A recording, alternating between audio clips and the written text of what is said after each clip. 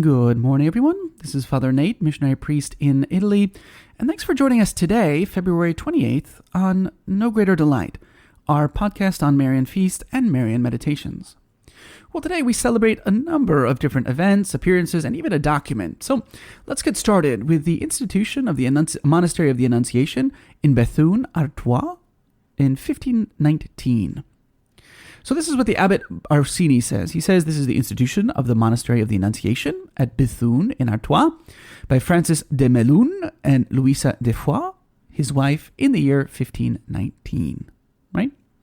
So Bethune is a city located in Artois, the famous name of the former province that was renowned in the Middle Ages for its production of cloth, right? There appears to be only one church in Bethune, and that is the Church of Saint Vaast, which dates only from the 1920s, right? According to tradition, the first church was built by the Bishop of Arras, Saint Vaast, in 1502, which was dedicated to Our Lady, right? Unfortunately, that church was destroyed with almost the entire town when the Germans bombed it in 1918, right? So again, it was in that region there were very intense battles in World War I, so the entire region had to be rebuilt. The church was quickly rebuilt in the Roman Byzantine style, but the bombing and warfare probably account for the fact that there doesn't seem to be any current record of the monastery of Bethune, right? So that's why they were probably destroyed, right? So, going further back in time, we have the papal bull issued by Sixtus IV on February 28th. There's conflicting opinions. Some say it's 1476, some say it's 1477. But it doesn't really matter so much, as it were, right? So it's a bull that Pope Sixtus IV issued when a plague was ravaging the country, and he established a mass and an office for the Feast of the Immaculate Conception, right?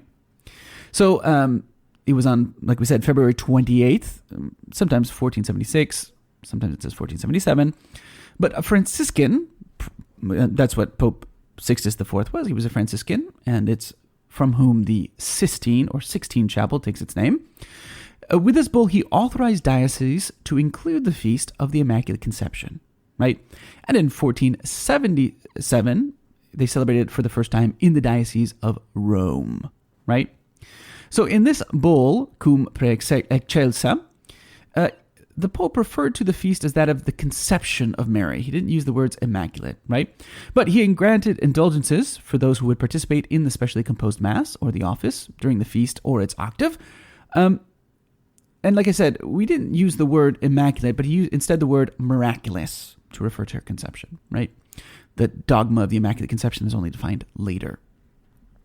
Lastly, we head down to Treviglio, Bergamo, where we celebrate the Madonna delle Lacrime, Our Lady of Tears, right?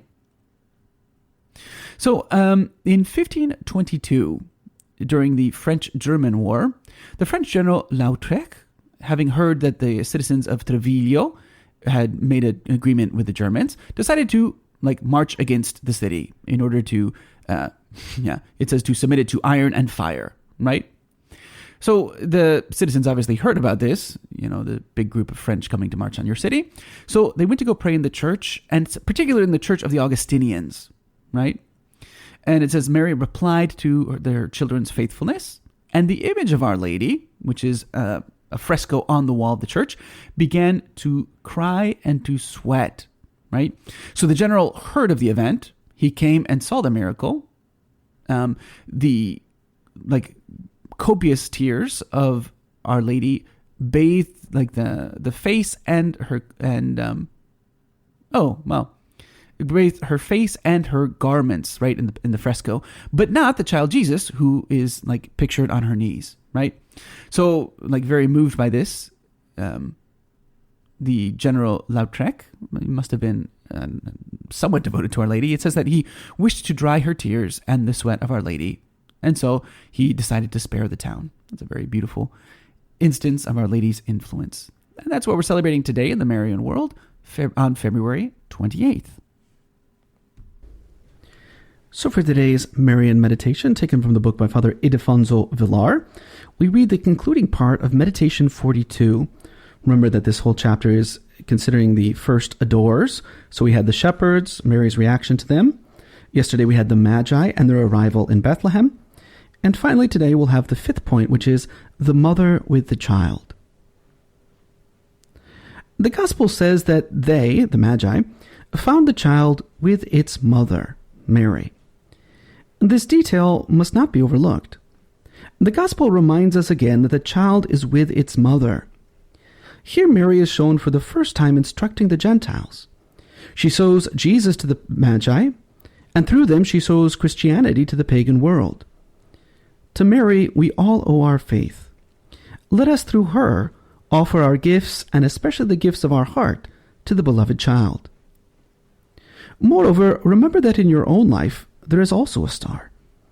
You have to follow your vocation, in spite of all the difficulties. Should its light be eclipsed, should you be unable to see the end of your journey, you still have a vocation to follow. Be faithful to it. Be constant in trial. Never disregard an inspiration from heaven.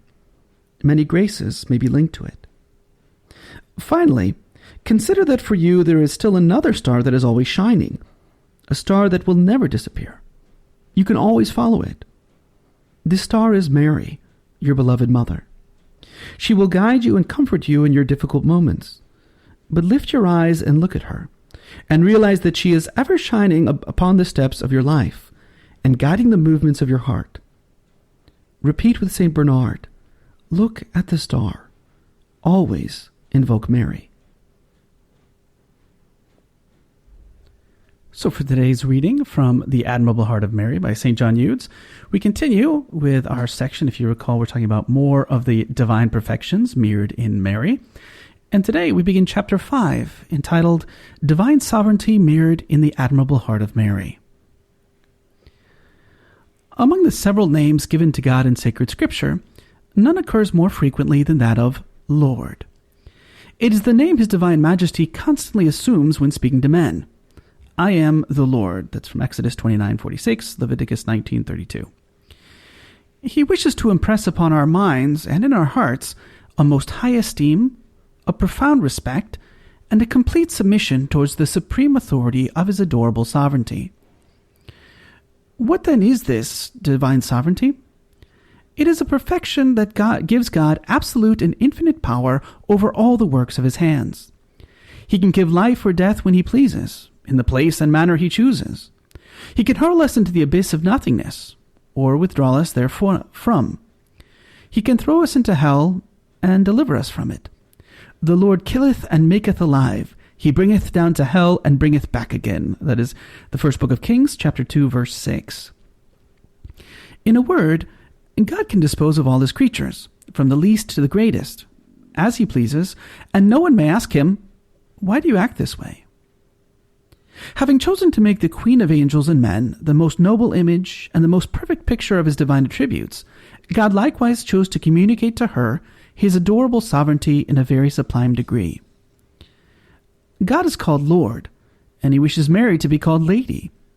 He is the universal Lord of all things, and He wills her to be sovereign Lady of the universe. He is the King of kings and Lord of lords. That's from the book of Revelation 19:16. And she is the Queen of queens and the Sovereign of sovereigns. He has absolute power to do whatever He wishes. And having given Mary a mother's authority over His Son, who is God Himself, He has consequently given her marvelous power over everything that is subject to her Son. In other words, God possesses the dominion of a God over all things created by Him, and can dispose of them as He pleases. Mary, on the other hand, has the power of the Mother of God over all things that depend on her Son, and she can do with them as she chooses. I hear Jesus Christ, the Son of Mary, saying, all power is given to me in heaven and in earth. That's Matthew 28:18. And I hear Mary, the Mother of God, exclaiming, my power is in Jerusalem. That's the book of Sirach 24:15. God has given me power over the great city of Jerusalem, its suburbs, villages, and dependencies. That is, over the whole church, triumphant, militant, and suffering, as well as over all the other parts of the world, which are, as it were, the suburbs, villages, and appurtenances of this marvelous city. That's not a word. In every people and in every nation, I've had the chief rule. That's taken also from the book of Sirach 24, verses 9 and 10.